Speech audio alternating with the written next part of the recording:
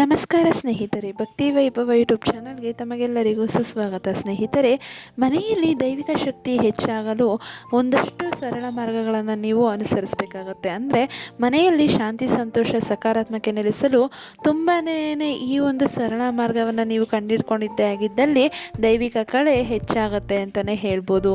ಹಾಗಿದ್ರೆ ವಿಡಿಯೋ ಮೂಲಕ ಯಾವ ಸರಳ ಮಾರ್ಗವನ್ನು ಅನುಸರಿಸಬೇಕು ದೈವಿಕ ಕಳೆ ಬರೋದಕ್ಕೆ ಅನ್ನೋದನ್ನು ತಿಳ್ಕೊಳ್ಳೋದಕ್ಕಿಂತ ಮುಂಚೆ ದಯವಿಟ್ಟು ಚಾನಲನ್ನು ಸಬ್ಸ್ಕ್ರೈಬ್ ಮಾಡ್ಕೊಳ್ಳಿ. ಹಾಗೆ ವಿಡಿಯೋ ಇಷ್ಟ ಆಯಿತು ಅಂದರೆ ವಿಡಿಯೋಗೆ ಲೈಕ್ ಮಾಡಿ, ಶೇರ್ ಮಾಡಿ, ಕಮೆಂಟ್ ಮಾಡಿ. ಕಮೆಂಟ್ ಬಾಕ್ಸ್ನಲ್ಲಿ ಓಂ ಶ್ರೀ ಮಹಾಲಕ್ಷ್ಮಿಯೇ ನಮಃ ಎಂದು ಕಮೆಂಟ್ ಮಾಡಿ. ಸ್ನೇಹಿತರೆ, ಮನೆಯಲ್ಲಿ ದೈವಿಕ ಶಕ್ತಿ ಹೆಚ್ಚಾಗಲು ಮಹಿಳೆಯರ ಪಾತ್ರ ಮಹತ್ವದ್ದು ಅಂತಲೇ ಹೇಳ್ಬೋದು. ಅಂದರೆ ಮನೆಯಲ್ಲಿ ಶಾಂತಿ, ಸಂತೋಷ, ಸಕಾರಾತ್ಮಕತೆ ನೆಲೆಸಲು ಮಹಿಳೆಯರ ಪಾತ್ರ ಮಹತ್ವದ್ದು. ಸ್ವಚ್ಛತೆ, ದಿನನಿತ್ಯದ ದೀಪ, ಪೂಜೆ, ಧೂಪ ಹಚ್ಚುವುದು, ಶುಭ ದಿನಗಳಲ್ಲಿ ವಿಶೇಷ ಪೂಜೆ ಹಾಗೂ ದೃಢ ನಂಬಿಕೆ ಮನೆಯ ವಾತಾವರಣವನ್ನು ರೂಪಿಸುತ್ತವೆ. ಲಕ್ಷ್ಮೀದೇವಿ ಸ್ವಚ್ಛ ಸ್ಥಳದಲ್ಲಿ ನೆಲೆಸುವಳು ಎಂಬ ನಂಬಿಕೆ ಇದೆ. ಈ ಸರಳ ಅಭ್ಯಾಸಗಳು ದೈವಿಕ ಶಕ್ತಿಯನ್ನು ಆಕರ್ಷಿಸಿ ಸಮೃದ್ಧಿಯನ್ನು ತರುತ್ತವೆ ಅಂತಲೇ ಹೇಳ್ಬೋದು. ಹಾಗೆ ಮನಸ್ಸಿಗೆ ನೆಮ್ಮದಿಯನ್ನು ನೀಡುತ್ತೆ ಅಂತಲೇ ಹೇಳ್ಬೋದು. ಹಾಗಿದ್ರೆ ಮನೆಯಲ್ಲಿ ಶಾಂತಿ, ಸಂತೋಷ ಮತ್ತು ಸಕಾರಾತ್ಮಕ ನೆಲೆಸಲು ಕುಟುಂಬದ ಪ್ರತಿಯೊಬ್ಬರ ಪಾತ್ರ ಮಹತ್ವದಾದರೂ ಅದರಲ್ಲೂ ಮಹಿಳೆಯರ ಪಾತ್ರ ಅತ್ಯಂತ ನಿರ್ಣಾಯಕವಾಗಿರುತ್ತದೆ. ಮನೆಯ ಸ್ವಚ್ಛತೆ, ಪೂಜೆ, ಪಾಠ, ದಿನನಿತ್ಯದ ಸಣ್ಣ ಅಭ್ಯಾಸಗಳು ಇವೆಲ್ಲವೂ ಮನೆಯ ವಾತಾವರಣವನ್ನು ರೂಪಿಸುತ್ತವೆ. ನಮ್ಮ ಹಿರಿಯರು ಹೇಳಿರುವಂತೆ ಲಕ್ಷ್ಮೀ ದೇವಿ ಯಾವಾಗಲೂ ಸ್ವಚ್ಛ, ಪ್ರಕಾಶಮಾನ ಮತ್ತು ಸಾತ್ವಿಕ ಶಕ್ತಿ ಇರುವ ಸ್ಥಳದಲ್ಲೇ ವಾಸಿಸುತ್ತಾಳೆ. ಆದ್ದರಿಂದ ಮನೆಗೆ ದೈವಿಕ ಶಕ್ತಿಯನ್ನು ಆಕರ್ಷಿಸಲು ಕೆಲವು ಸರಳ ಕ್ರಮಗಳನ್ನು ಪಾಲಿಸುವುದು ಬಹಳ ಉಪಯುಕ್ತ ಅಂತಲೇ ತಿಳಿಸ್ತಾ ಇದ್ದಾರೆ. ಮೊದಲನೇದಾಗಿ ನೋಡೋದಾದರೆ ಸ್ವಚ್ಛತೆ. ಅಂದರೆ ಸ್ವಚ್ಛತೆ ಅತ್ಯಂತ ಮುಖ್ಯವಾಗಿರುವಂಥದ್ದು. ಅಸ್ತವ್ಯಸ್ತವಾಗಿರುವ ಮನೆ ಮನಸ್ಸಿನಲ್ಲಿಯೂ ಗೊಂದಲವನ್ನು ಉಂಟು ಮಾಡುತ್ತದೆ. ಹಳೆಯ ಹರಿದ ಬಟ್ಟೆಗಳು, ಬಳಕೆಯಾಗದ ವಸ್ತುಗಳು, ಹಳೆಯ ಕಾಗದಗಳು ಇತ್ಯಾದಿ ನಕಾರಾತ್ಮಕತೆಯನ್ನು ಸೆಳೆಯುತ್ತವೆ ಎಂದು ನಂಬಲಾಗಿದೆ. ಮನೆಯನ್ನು ಸ್ವಚ್ಛವಾಗಿ ಗಾಳಿಯಾಡುವಂತೆ ಮತ್ತು ಬೆಳಕಿನಿಂದ ತುಂಬಿರುವಂತೆ ಇಟ್ಟರೆ ಅದು ಶಾಂತಿಯನ್ನು ಮತ್ತು ಹಿತಕರತೆಯನ್ನು ನೀಡುತ್ತದೆ ಅಂತಲೇ ಹೇಳ್ಬೋದು. ಸ್ವಚ್ಛತೆಯೇ ದೇವರು ಎಂಬ ಮಾತಿನ ಅರ್ಥವೂ ಇದೇ ಆಗಿರುತ್ತೆ.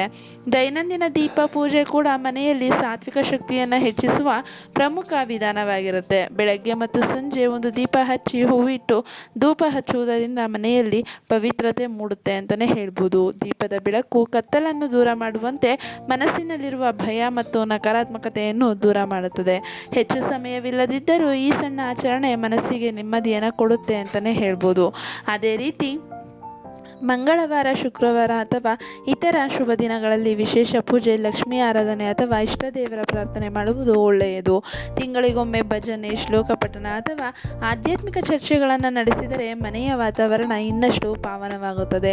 ಇಂತಹ ಸಣ್ಣ ಸಾಂಸ್ಕೃತಿಕ ಹಾಗೂ ಧಾರ್ಮಿಕ ಆಚರಣೆಗಳು ಕುಟುಂಬದವರಲ್ಲಿ ಒಗ್ಗಟ್ಟು ಮತ್ತು ಸಂತೋಷವನ್ನು ಹೆಚ್ಚಿಸುತ್ತವೆ. ಇವೆಲ್ಲಕ್ಕಿಂತ ಮುಖ್ಯವಾದದ್ದು ನಂಬಿಕೆ ಮತ್ತು ಭಕ್ತಿ. ದೇವರಲ್ಲಿ ದೃಢ ವಿಶ್ವಾಸ ಇಟ್ಟರೆ ಮನಸ್ಸಿಗೆ ಧೈರ್ಯ ಬರುತ್ತದೆ. ಪ್ರಾರ್ಥನೆ ಮಾನಸಿಕ ಒತ್ತಡವನ್ನು ಕಡಿಮೆ ಮಾಡುತ್ತೆ ಅಂತಲೇ ಹೇಳ್ಬೋದು ಮತ್ತು ಕಷ್ಟಗಳನ್ನು ಎದುರಿಸುವ ಶಕ್ತಿಯನ್ನು ನೀಡುತ್ತದೆ. ಭಕ್ತಿಯಿಂದ ಮಾಡಿದ ಸಣ್ಣ ಪೂಜೆಯು ದೊಡ್ಡ ಫಲವನ್ನು ನೀಡುತ್ತೆ ಅಂತಲೇ ಹೇಳ್ಬೋದು.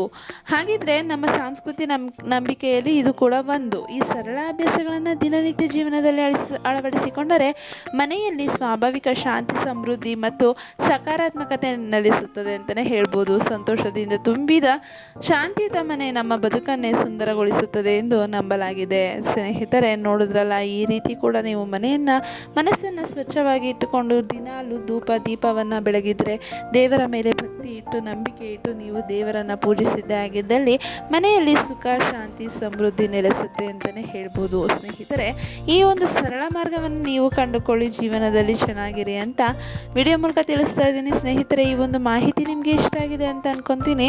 ಇಷ್ಟ ಆಗಿದ್ರೆ ವಿಡಿಯೋಗೆ ಲೈಕ್ ಮಾಡಿ, ಶೇರ್ ಮಾಡಿ, ಕಮೆಂಟ್ ಮಾಡಿ. ಹಾಗೆ ದಯವಿಟ್ಟು ಚಾನಲನ್ನು ಸಬ್ಸ್ಕ್ರೈಬ್ ಮಾಡ್ಕೊಳ್ಳಿ. ಕಮೆಂಟ್ ಬಾಕ್ಸ್ನಲ್ಲಿ ಓಂ ಶ್ರೀ ಮಹಾಲಕ್ಷ್ಮಿಯೇ ನಮಃ ಎಂದು ಕಮೆಂಟ್ ಮಾಡಿ. ವಿಡಿಯೋ ವೀಕ್ಷಿಸಿದ್ದಕ್ಕಾಗಿ ಧನ್ಯವಾದಗಳು.